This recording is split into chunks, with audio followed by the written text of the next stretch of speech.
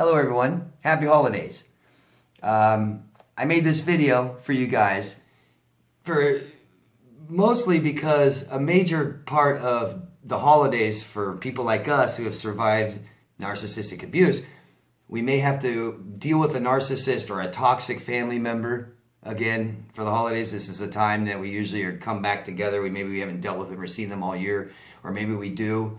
We don't like it, but now the holidays are the worst to deal with them. And so I just want to go over some of the things what to expect from toxic people during the holidays. And maybe this will validate some of your worries and concerns about, I don't have them around this year. And I want to show you that you're better off and why. And what it's, try to maybe even remind you of how bad it's been in other holidays with toxic people. So this doesn't just apply to narcissists. This is, all cluster B, abusers, toxic people, really toxic people. And one of the things they do is, Christmas time and holidays around this time of year, it's a time where they're competing for attention because this is everyone's holiday. This is everyone's Christmas, not just theirs.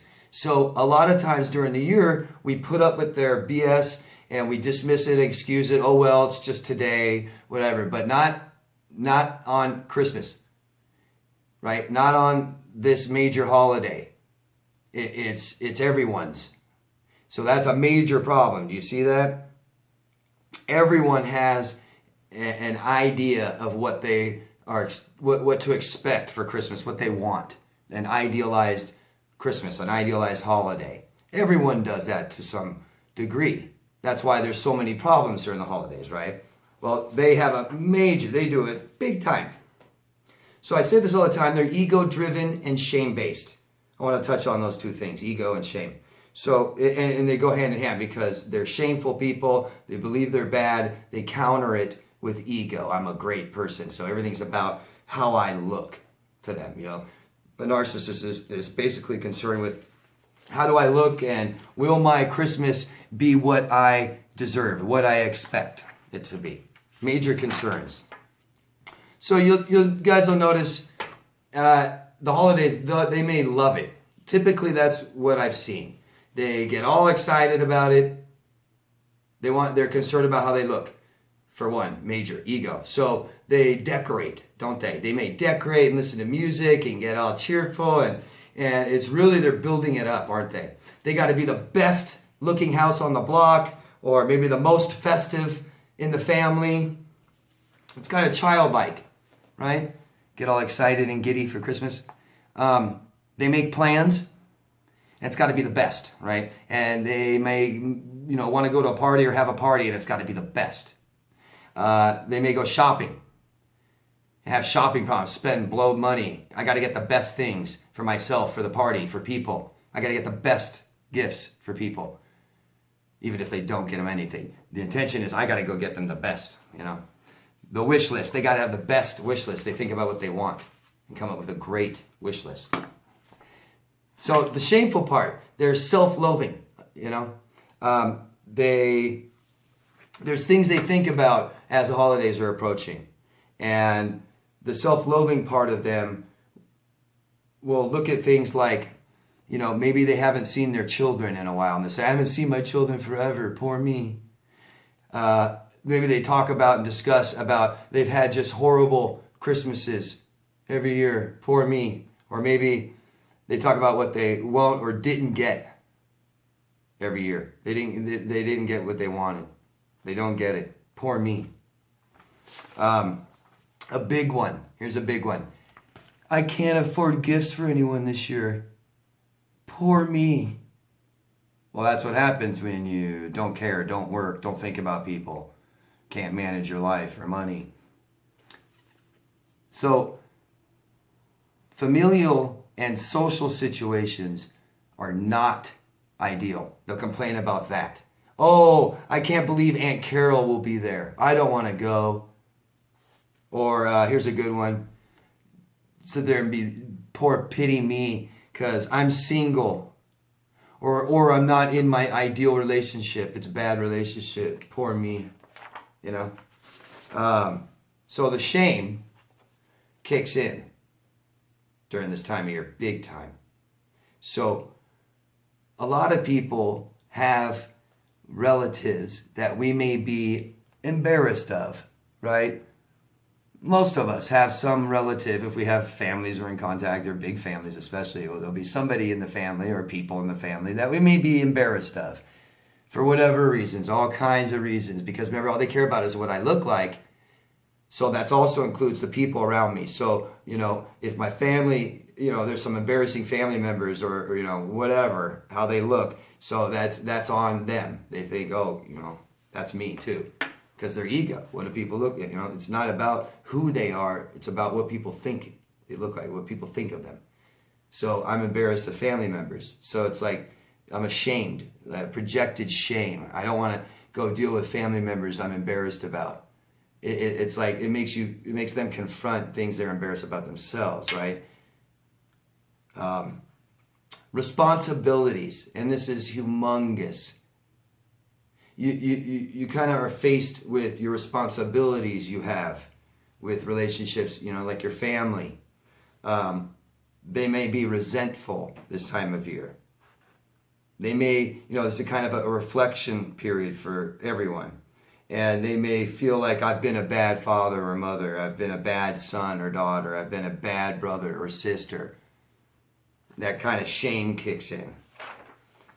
So they may do things like not even show up. Very common. Very, very common. Narcissists, really bad at emotional regulation. So everything's too much for them, too intense for them. Family events and things like this, it makes them feel like, they have some responsibilities or kind of surfaces like, here, look what you haven't done. Look what you need to do. Look what we want you to do. These kinds of things. So they'll often bogue out, not show up to things that maybe even they planned. Or they'll show up and ruin it. Or leave early. Make a big production and leave early. And you guys, you have to know something. And I say this a lot to clients and they go, oh yeah. A lot of people don't understand that narcissists aren't just deciding to do all these things that they may do to you, like not take responsibility in relationships. The fact is that they can't. They can't handle it. They don't have the capability. And you'll hear them say all the time to you guys, like, I can't handle this. This is too much. I feel trapped. You're on top of me. And then they run or silent treatment or, do things because they can't. They can't. They can't handle things like that. Holidays is a time that may trigger trauma for a lot of us who have had childhood trauma and things like this. Things we haven't healed from. And we know narcissists don't heal from anything. They carry all this stuff with them forever. So we're all reminded of the past during this time of year. But we manage through it. And we don't, but they act out. So we don't want to ruin other people's Christmases, even if we feel bad. Or, we do things to help ourselves instead of acting out and forcing other people to deal with this. So how does this manifest, this acting out? Like I was saying earlier, maybe just abandon ship. Just gone. Not show up for the holidays. Where are they? They may make something ridiculous up, like, oh, I have to do this, I'm going to go do this. Irresponsible use of substances. This may be the time, even if they aren't a drug addict or an alcoholic, this may be the time that they get too drunk or you're too high. Sabotage. Sabotage the holiday for themselves and everyone. They may, this is the time of year for narcissists when cheating is in the air, isn't it? They love to cheat during the holidays. Fights. This is the time. I mean, this is a time in families, a lot of times families will fight and stuff. Definitely with them. These are aggressive people. Anyways. And this is a time we converse more. So anytime narcissists have to converse more and interact with people more, there's more disputes, more problems, more fighting. So there's definitely, with all the expectations they have, and the ego and the shame that they feel, like I just went over, it just causes fights with people. easily offended, easily offensive, offending other people, emotional episodes for attention. So, oh God, a big, big, big production right in the middle of Christmas dinner, right? Maybe, everyone has, some little ritual they'll do before dinner. And it's like everyone just got there, everyone sits down at the table, oh, let's do our little ritual, and they make a huge problem out of it, storm out, ruin the holiday for everyone, and then they go on and on for a year or two about how their holiday was ruined. Depression. They're depressed. That's ruminating in the past. And it's fallen into this big, oh, I'm so depressed. Oh God, everyone help me.